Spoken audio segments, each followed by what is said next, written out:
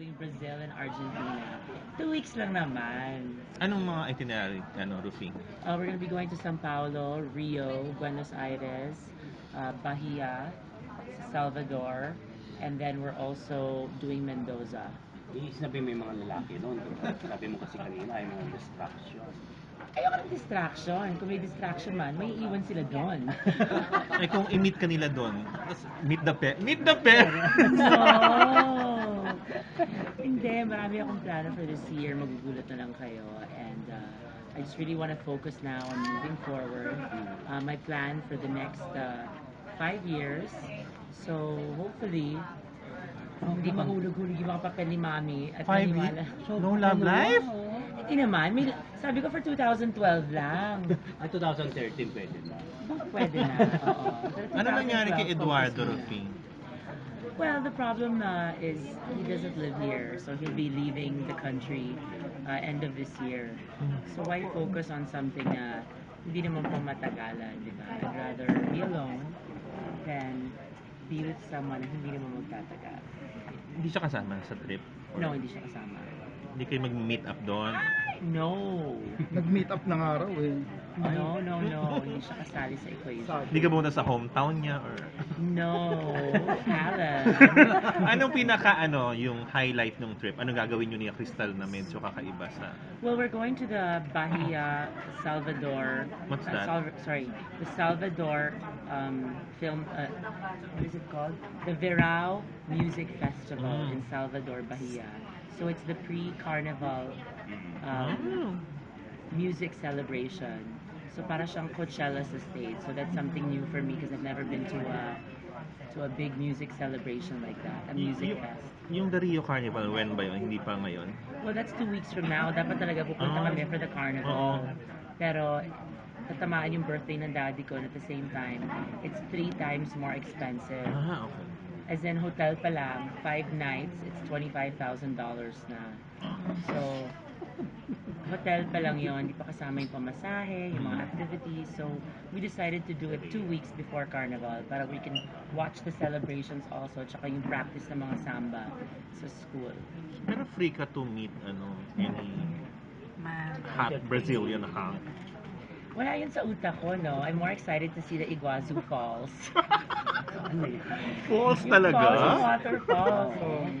Yeah. Force talagang show lang. Oo, gusto ko lang Paano makita kung yung- mag-fall ka doon? Mag-fall ka! And the Christ of the Andes. Hindi, talaga I'm very excited kasi first time ko nga makapunta sa South America and it's gonna be a different experience for me. So, when I get back from South America, ayan, talagang it's gonna be back to work. Up to now nga, tingnan mo, aalis na nga ako mamayang gabi. Hanggang ngayon, may work pa rin ako. Ano next Kanina show I mo, had a Rose? Wyatt event. Well, my mom is gonna be talking to TV5 na habang nasa trip ako and then pagbalik ko, I'll be starting a new one. So, as of now, paparazzi lang. Paparazzi, talentadong Pinoy. Kakatapos lang kasi ng Glamorosa.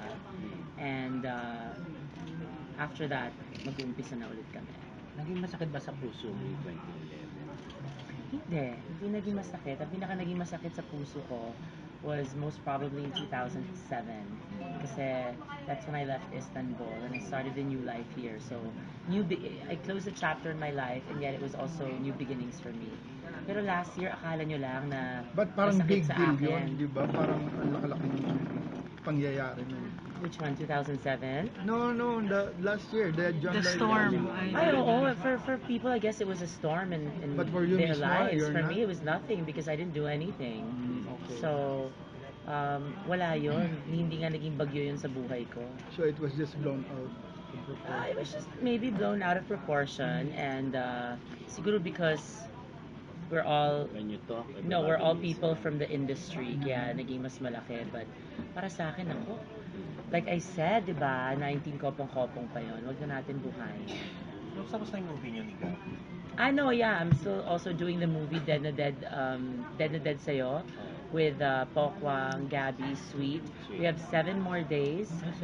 Yeah, 7 more days with Direct Joel Lamangan under Regal Films. Hindi nagkakatugma yung schedule namin, but I know when I get back, tuloy-tuloy na yun, Feb and March. Mga March. Kailan showing? April, March. Tara natin kay Rosel.